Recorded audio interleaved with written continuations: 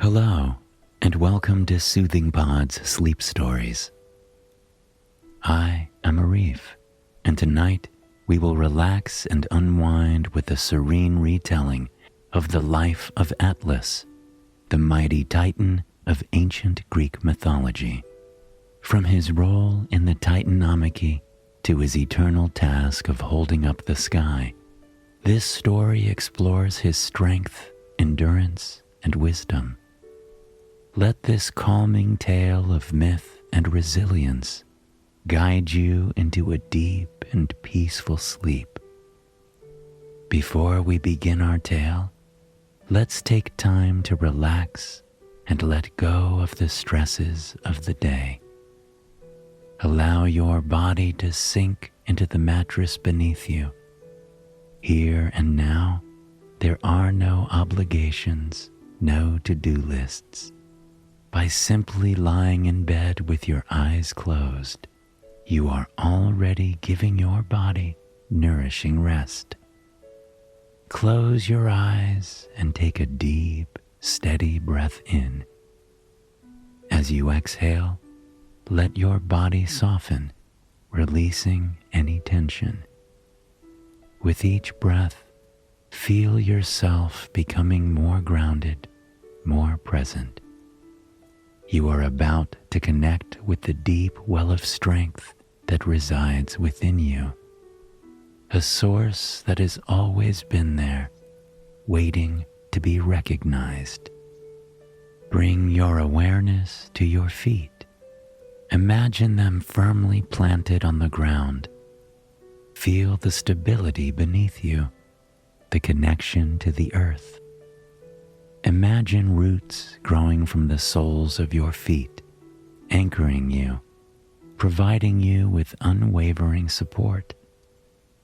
This is your foundation, solid and dependable, ready to carry you forward. Now, bring your focus to your legs. These legs have carried you through challenges and triumphs, supporting you with every step. Feel their strength, their resilience.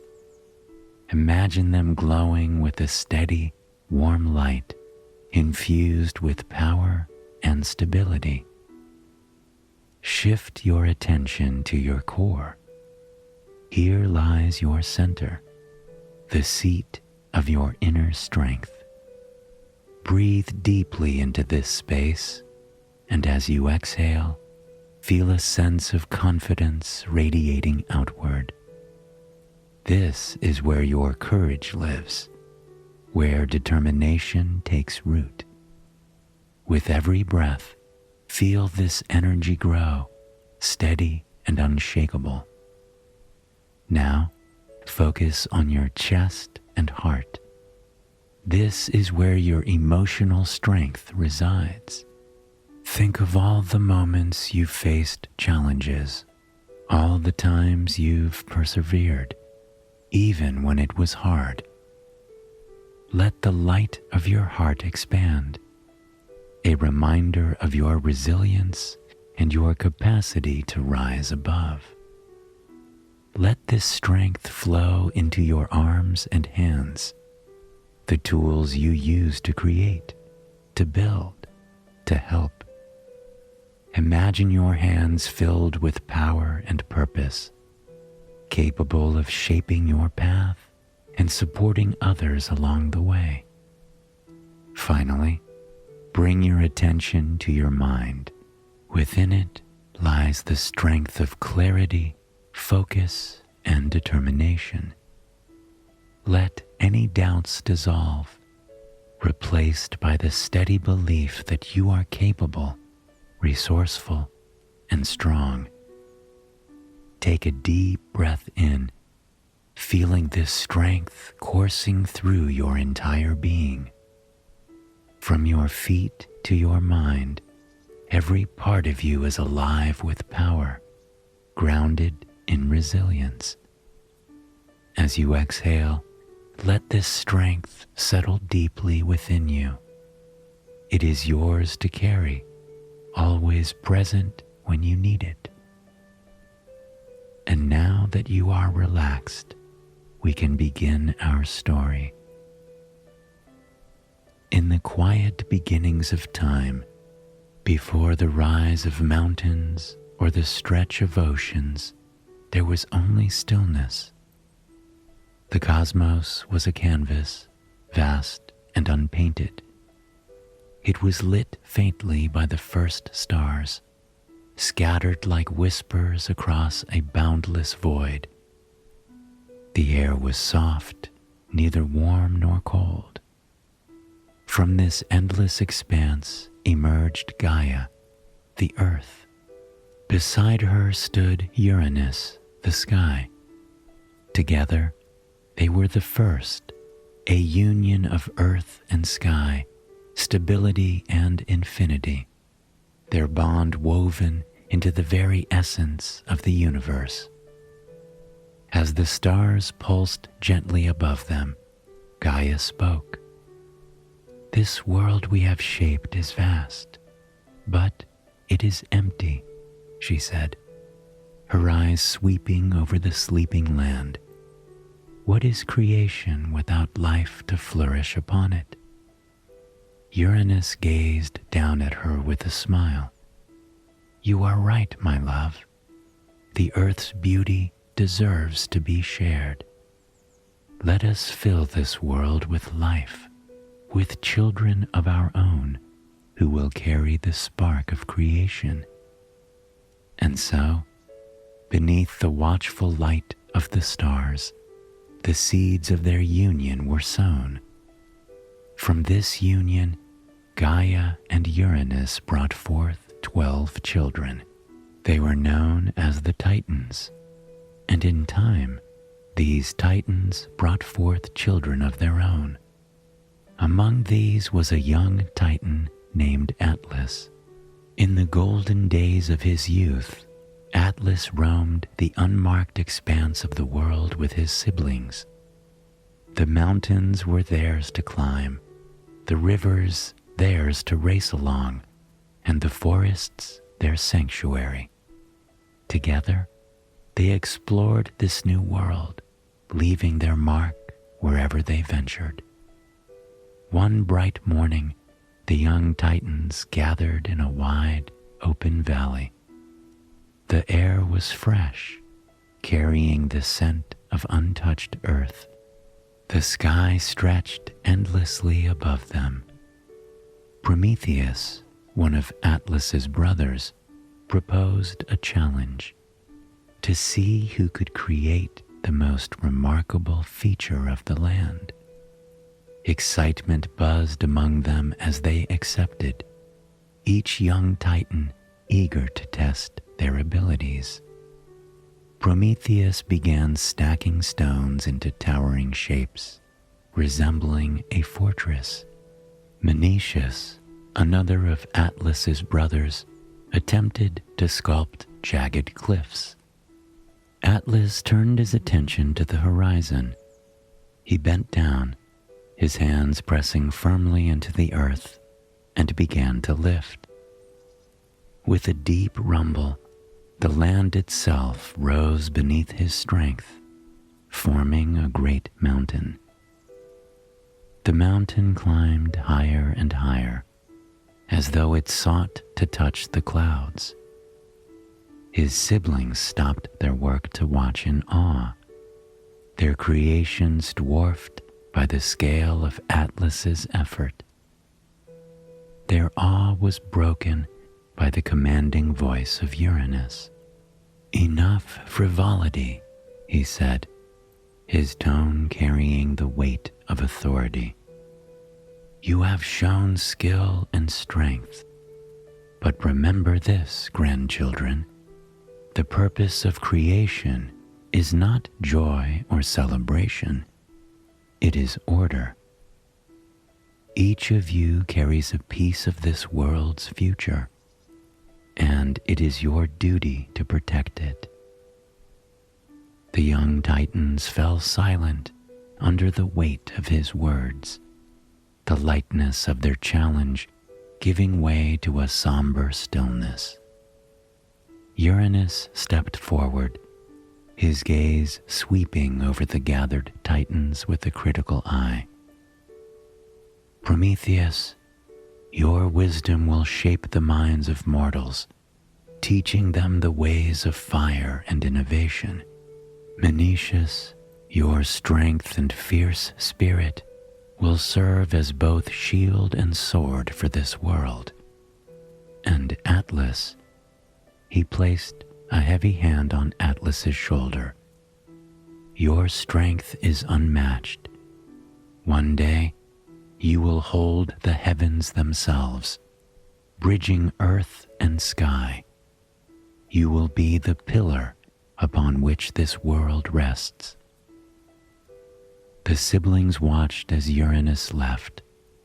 In the silence that remained, they exchanged uneasy glances, unsure of what their grandfather's words truly meant. From the edge of the valley, Cronus appeared. His arms were crossed tightly over his chest. His gaze followed Uranus, lingering with disdain. "Order," he muttered under his breath, his tone low but simmering with frustration. My father speaks of order, yet his rule stifles life itself. Creation should be freedom, not chains. Young Atlas looked at his uncle, noting the tension in his stance and the bitterness in his words. But, Uncle Cronus, grandfather's rule ensures balance, said Atlas. Without it, chaos would reign. Cronus turned to young Atlas, his expression sharp. Balance is a word he wields to keep us tethered. His grip is too tight, Atlas. One day, it will snap. His voice softened, but the edge of discontent remained. You're strong, my nephew, but strength without thought is a tool for others to use. Atlas said nothing, choosing instead to gaze at the mountains he had raised. To him, the harmony between earth and sky was perfect, an order worth preserving. Deep in his heart, he carried his grandfather's words, feeling the weight of a destiny that reached far beyond the mountains. Yet, Cronus's murmured dissent lingered in his thoughts like a distant storm on the horizon. Uranus ruled for many years. His presence was vast, his commands unyielding. There were some who felt his grip on the cosmos was stifling. The Titans, though mighty, often felt the weight of their grandfather's will pressing upon them. Uranus demanded order, yet his rule left little room for the freedom to create or flourish. Beneath the surface, dissatisfaction brewed, led quietly but fervently by Cronus, the youngest of the first-generation Titans. Atlas, ever loyal to the natural balance, often found himself caught between admiration for Uranus's stability and unease at his unrelenting authority. One evening, as the stars began their slow dance across the heavens, Cronus approached Atlas atop the mountain he had shaped. Your strength is unmatched, nephew, Cronus began. The mountains you raise reach higher with every breath. Yet, tell me, do you not feel his weight pressing down on all of us? Atlas turned to his uncle, his brow furrowing. Grandfather ensures order, he replied. Without it, chaos would unravel the world we have built. Balance is worth any burden. Cronus chuckled darkly. his eyes flashing with something sharp and relentless. Balance? You call this balance? Look around you, Atlas. The Cyclopes, our own kin, are buried in Tartarus. The Hecatoncheires are chained in darkness because he fears what they might become. Is this the harmony you so revere? Atlas hesitated, his hands tightening around a boulder at his side. What he does is harsh, but it is for the preservation of the world. Do you not see that? Without control, we would destroy each other. And what of his control over us? Cronus pressed, stepping closer. Must we live eternally under his shadow, our strength shackled by his fear? No, Atlas, there is another way, a way where we are free to shape the world without his tyranny. Atlas regarded his uncle, his heart heavy with conflict. He admired Cronus's resolve, even felt a quiet kinship with his boldness. Yet something about his words unsettled him. And what would you do, uncle? Cast him down as he did the void before him? Would that not replace one shadow with another? Cronus smiled faintly, though the edge of his grin betrayed his growing frustration. When the time comes, you will see, nephew. We cannot move forward while clinging to the chains of the past. But when the sky falls, I will remember where you stand.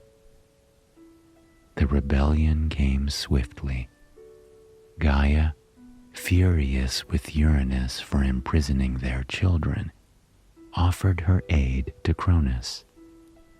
She fashioned a sickle of unyielding stone, placing it in his hands with a quiet command.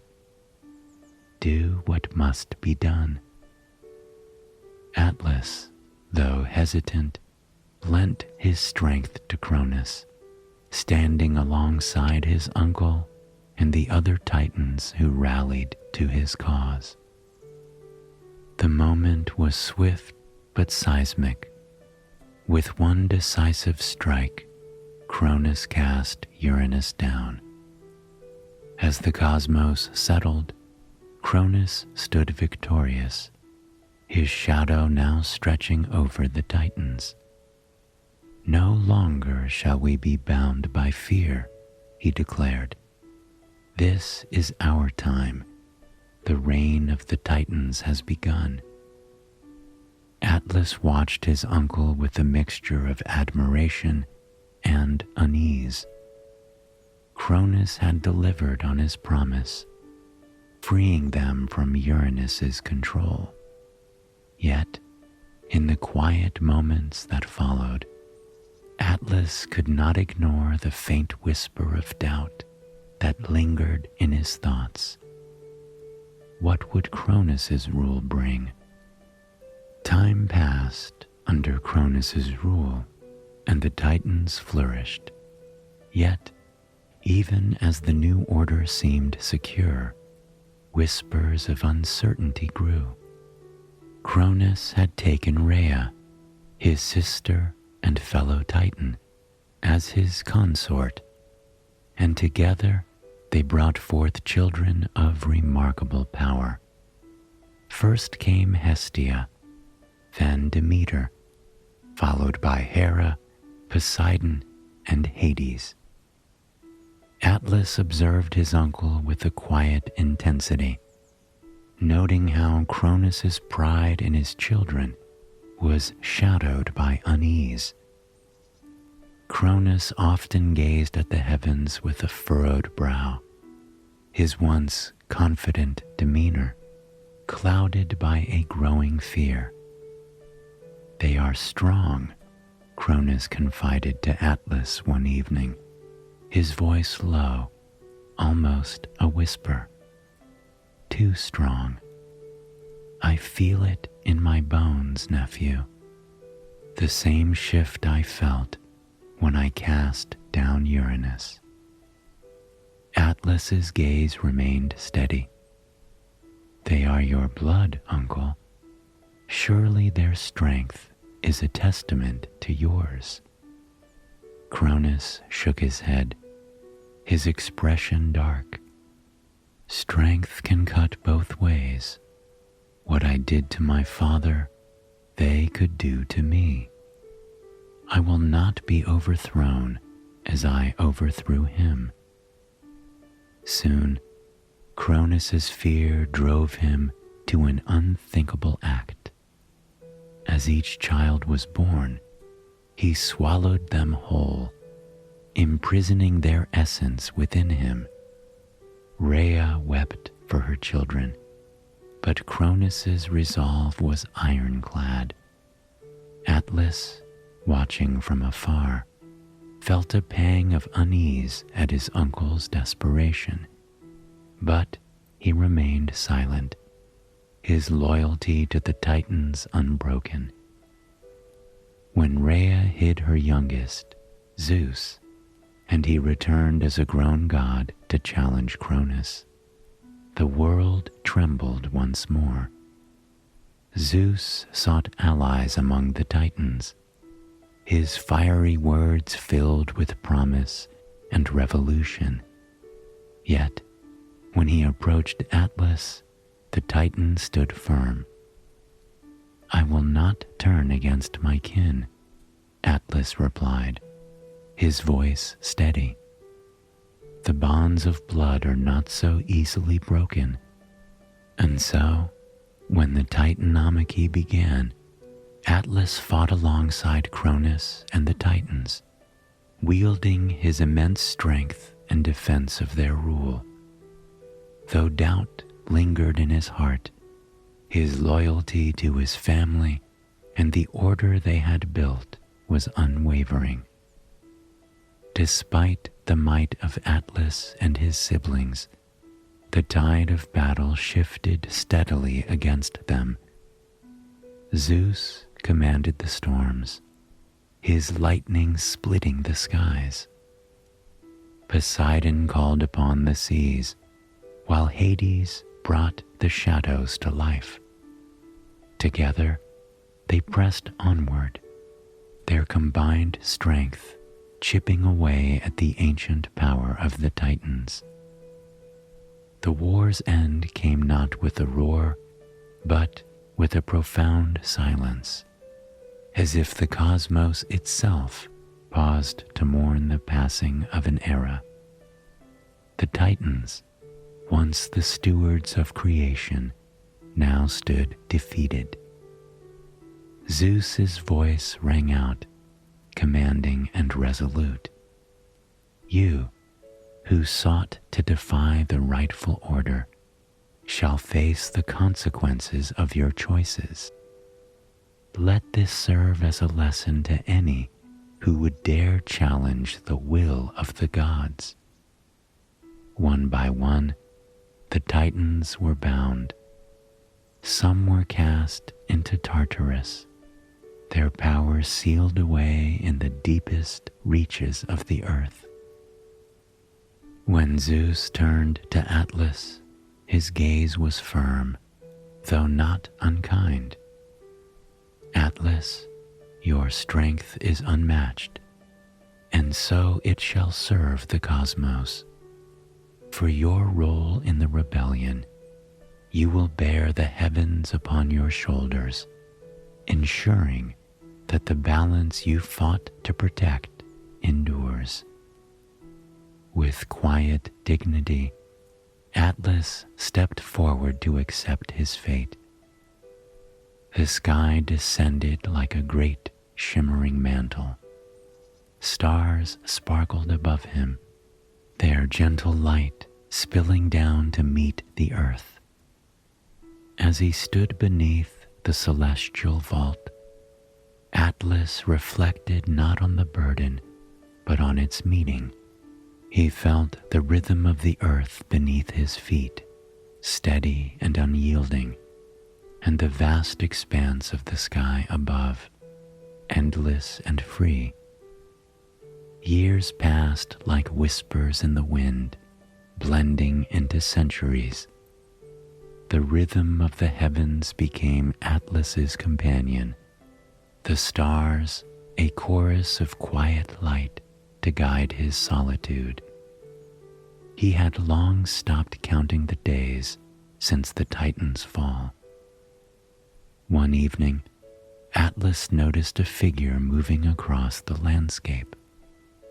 From his vantage point, the stranger appeared small, no larger than a blade of grass. Atlas had seen mortals before, but this one was different. There was something special about this one. The figure grew closer, revealing a man whose shoulders bore the unmistakable marks of toil and strength. His bronze skin glinted faintly in the fading light of the day. His expression was one of focus and quiet determination. Atlas felt a flicker of curiosity. It had been ages since anyone dared to approach him, let alone a mortal. What could this traveler seek from one who bore the heavens? When the man finally stood at the base of the great mountain where Atlas rested, he raised his hand in greeting. "Great Titan, I come in peace. I am Heracles, a servant of the gods. I seek your wisdom and aid." Atlas observed him in silence, his keen gaze taking in every detail. Though Heracles was small in stature compared to a Titan, there was a resilience about him, a sense that he carried not just his own burdens, but the weight of countless others. And so, Atlas listened, intrigued by the mortal who stood before him. "Great Atlas," he began, inclining his head in respect, "I have traveled far, seeking a treasure only your wisdom can guide me to. The gods have tasked me with retrieving the golden apples of the Hesperides. They are said to lie in a sacred garden beyond the reach of any mortal." Atlas tilted his head slightly, his gaze steady as he regarded the man. He said nothing, allowing Heracles to continue. "I know this task is beyond my power alone," Heracles admitted, "but I have heard tales of your strength, your knowledge of the world, and your connection to the Hesperides. I humbly ask for your aid. Consider it a plea from one burdened soul to another." Atlas remained silent for a moment longer, his thoughts slow and measured. He studied the mortal before him, his sturdy frame, his calm eyes, and the quiet fire that seemed to burn within him.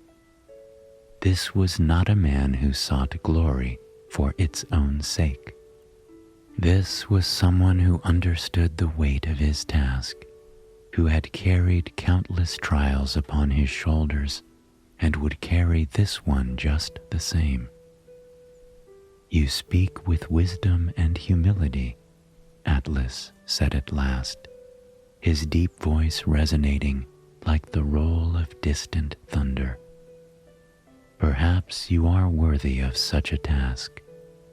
But know this, the path to the golden apples is no ordinary journey. It will test your resolve and demand a strength far greater than the one you wear upon your back. Heracles met his gaze, unflinching. I am prepared to bear whatever is required. Atlas allowed a faint smile. Then perhaps I will aid you. Let us see if you are as steadfast as you appear. If you are to understand the task you undertake, you must first feel the weight of the heavens, Atlas said. Prepare yourself. Heracles nodded, bracing himself with resolute determination. Atlas knelt slowly, his massive frame lowering with a grace. Carefully, Atlas guided the celestial vault from his shoulders, placing it gently onto Heracles's. Heracles staggered for only a moment, his knees bending slightly under the sudden, incomprehensible weight. But he did not falter. His breath came in slow, measured draws. His arms trembled yet held firm. His eyes lifted upward, and for the first time, he truly saw the heavens, the endless tapestry of stars, the swirling constellations, the quiet dance of the cosmos. Awe flickered across his face, mingling with the strain. Atlas watched him for a moment, a faint flicker of approval in his gaze. You bear it well, he said simply. Rising to his full height, now unburdened for the first time in ages, he took a stretch, and then with powerful strides, he departed toward the distant garden of the Hesperides. The golden orchard shimmered like a dream beneath the evening light, its fruits gleaming as though kissed by the sun itself. Atlas marveled at how effortless the task felt without the sky resting upon him. Gently, he plucked the golden apples, their smooth surfaces cool against his hands. With a faint smile, he turned back towards the mortal. Atlas approached Heracles, the golden apples cradled carefully in his massive hands. Heracles, still bearing the weight of the heavens, lifted his gaze to meet the Titans. Kneeling once more, Atlas set the golden apples gently at Heracles' feet. Here are the fruits you seek, Atlas said, his voice calm yet contemplative. For the first time in eons, his shoulders were free of the heavens, and he found himself lingering in the lightness of the moment. You have carried the burden of the sky well, mortal. Few could endure even a moment of what you have borne. Heracles exhaled slowly, his lips curving into a faint smile despite the strain that still clung to his arms and shoulders. And yet, it pales compared to what you endure each day, he replied. You hold the balance of the heavens and earth with unyielding grace. Your strength humbles me, Atlas. The Titan regarded Heracles for a long moment, his gaze thoughtful. The weight of the heavens had been his alone for countless ages, yet now, in his brief respite, he felt something he had not known in centuries: freedom. Perhaps I should deliver these apples myself, Atlas said suddenly, his deep voice steady but carrying a quiet edge. I can see you are weary, and the path ahead is long. Heracles blinked, his smile faltering for a fraction of a second. I would not deny you the chance to rest a moment longer, great Atlas, he said smoothly. But before you go, could you take the heavens back for just a moment? I must adjust my cloak so the weight does not slip when I bear it again. Atlas hesitated, his gaze narrowing slightly as he studied the mortal's face. Heracles' request seemed earnest, his voice sincere. With a slow nod, Atlas stepped forward and once more accepted the heavens. As Atlas steadied himself, Heracles quickly seized the apples. "Thank you, great Titan," he said, his tone now resolute. "I will carry these to fulfill my task, and carry the lesson of strength you have taught me." Atlas's chest rumbled with a low sigh. He watched as Heracles turned and began his journey, disappearing over the horizon with the golden apples in hand. The Titan remained motionless, the heavens once again balanced upon his shoulders. Freedom, it seemed, was not for him. One day, another figure appeared on the horizon. At first, Atlas thought it was Heracles returning, but as the figure drew closer, he realized it was someone else. When the man reached the base of the great mountain, he paused, lifting his gaze to meet the Titans. Though dwarfed by Atlas's immense stature, there was no fear in his eyes. Bowing his head, the man spoke. "Great Atlas, I seek passage through your domain. I am Perseus, a servant of the gods and a traveler bound by their will." Atlas's eyes narrowed as he regarded the mortal. "Why should I grant you entry? Too often, men tread here seeking what is not theirs to take." Perseus remained calm. "I seek no harm to you, nor to take what is not given. But the gods have entrusted me with this." He reached into his satchel with deliberate care, withdrawing a bundle wrapped in cloth. Within lies the head of Medusa, whose gaze turns all who look upon her to stone. I reveal it not out of malice, but as a tool of divine will. Atlas stiffened at the mention of Medusa, and for the first time, a shadow of doubt crossed his features. "You speak of divine will, yet the gods' plans are rarely kind. If this is my fate, then so be it." With a slow, deliberate motion, Perseus unveiled the head.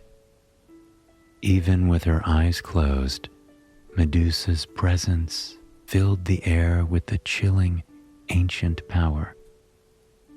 Atlas gazed upon it, his expression a mixture of resignation and peace, as though he had long known this moment would come. The transformation began gently, the earth trembling beneath Atlas's feet as his immense form started to change. His legs merged with the ground, rising into towering peaks. His arms stretched outward, becoming ridges and slopes. His broad shoulders softened into the foundation of a mountain range. The sky he had borne for eons rested now upon the mountains. As his face transformed into stone, It held a faint expression of tranquility. The stars above shimmered, casting their light upon the newly formed mountains, as if honoring the Titan who had cradled them for so long. Atlas, once a pillar of strength, had become one with the earth he loved, his transformation a testament to the eternal bond between the heavens and the world below. I hope you enjoyed this story, and it has brought you a night of peaceful, restful sleep. Please join me again tomorrow night for another sleep story. Until then, sweet dreams.